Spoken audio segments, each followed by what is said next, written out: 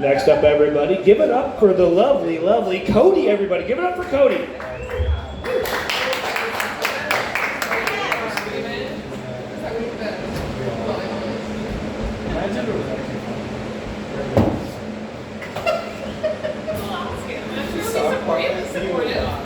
You're tall. You're tall. Thanks. Yeah. What about me? Well, come on, everybody. Hit the sign up sheet, we'll find out. Oh, if you want to come up, come on. You're supposed to tell me I'm tall. Oh, you're tall, yeah. Here, you stand here, I'll stand here. Oh, it might be. Wow, you're tall. Okay, that's it, everybody. Thank you. Have a good night. That wasn't a joke. No, that was my joke. So, how is everybody, though? Good? Yeah. Good to hear. Let's hear it for Crystal, our bartender tonight. And I do believe Jordan in the back. I hear the food is delicious. And Brando, that was great. Let's hear it for Brando. A little hesitation, but okay. Yeah, you shushed them. They were quiet enough, and then you shushed them. I should have never opened up to you people. I'm sorry. Yeah. Keep your feelings in the glove box so they don't get hurt. After I do mine. But anyway, did anybody hear the news today or earlier this week about the guy from Virginia who got caught killing 20 plus juvenile and mature bald eagles on his property because he wanted to keep the game fowl there. Yeah, and I thought, wow.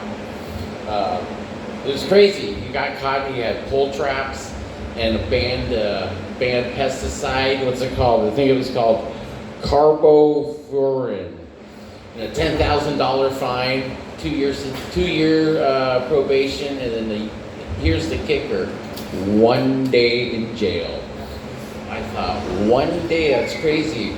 I think if he would have listened to my set last week about the sick bird joke and they're illegal, you know, and how anybody had any like scrambled bald eagle or eggs or something like that, that would have been a lot easier for this guy. Would have been a lot better advice. You know, he just would have needed like, oh, and I guess the night's getting over.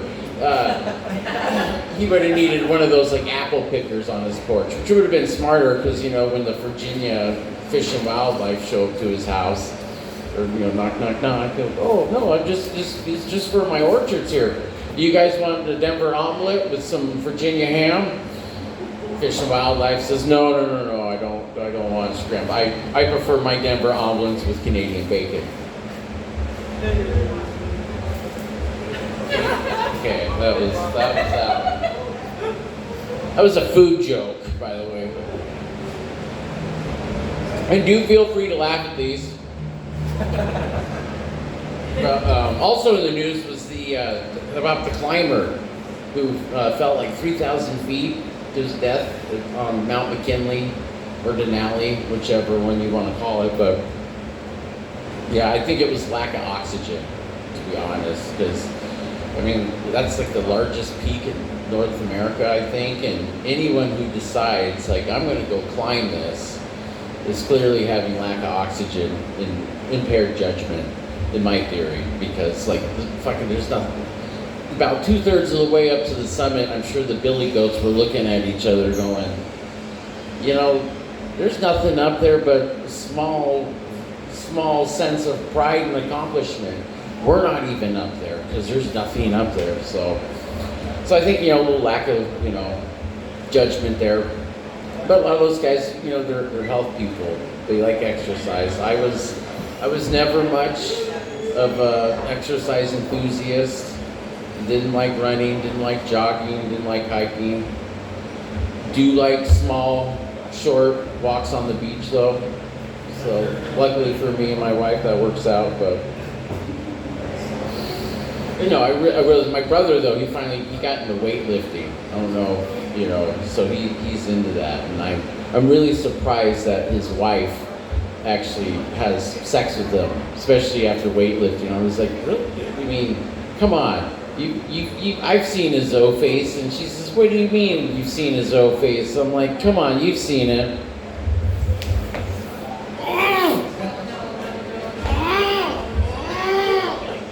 Yeah. Oh. All drenched in sweat and dripping on. No, pass. That's that's not for me. But I do think though, I probably should go to a gym. Because I had a coworker the other day, I was in the middle of the aisle and I'm like, clothesline! And he looks at me and he says, a Taco Bell fart is more frightening to me than your physical presence. So I thought, I said, what, you're not afraid of Mel and Danny? A couple lethal weapons?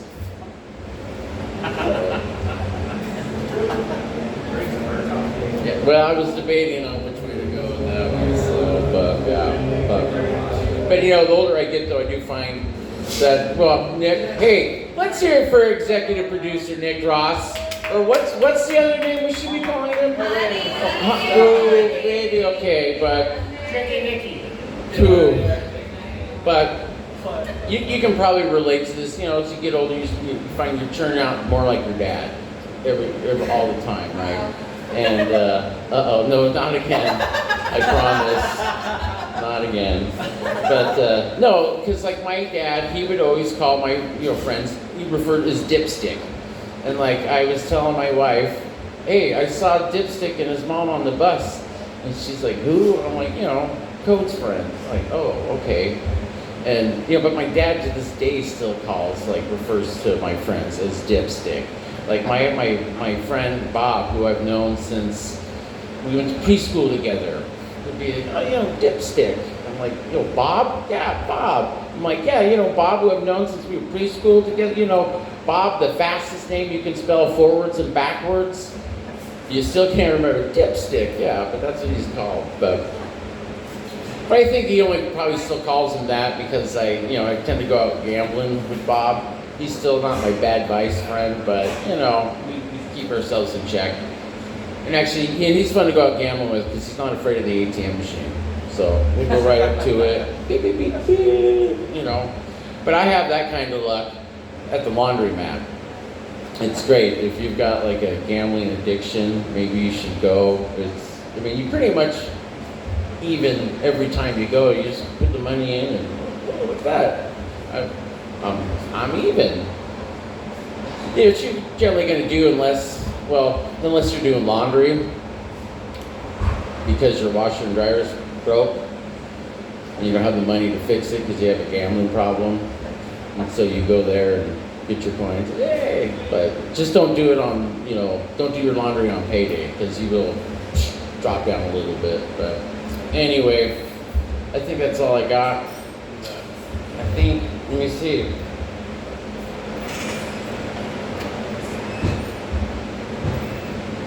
Well, I guess the other one is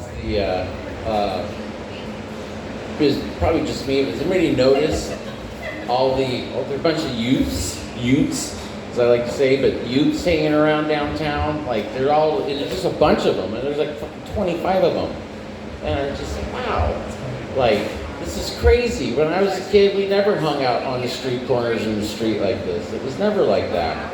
And then I can see them hitting their vape pens with like tobacco or their pot, and it dawned on me. I'm like, well, that's why we had to go to discreet places to go do that. They can just do it discreetly here, and they don't care, and they're just there. They're just hanging around, up to no good. You start causing trouble in your neighborhood, and then they get into a fight. And the next thing you know, their moms are getting scared, and they're shipping them off someplace in Southern California with their Uncle Phil and Aunt Vivian to show them what the streets are really like. But no, that's why they're doing it. But that's it.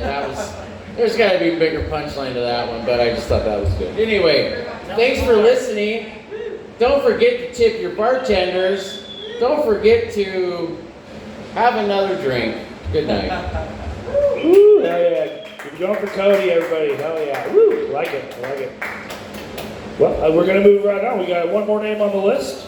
And that is the lovely Sophie. Everybody give it up for her. Woo! Introduction. The lovely Sophie.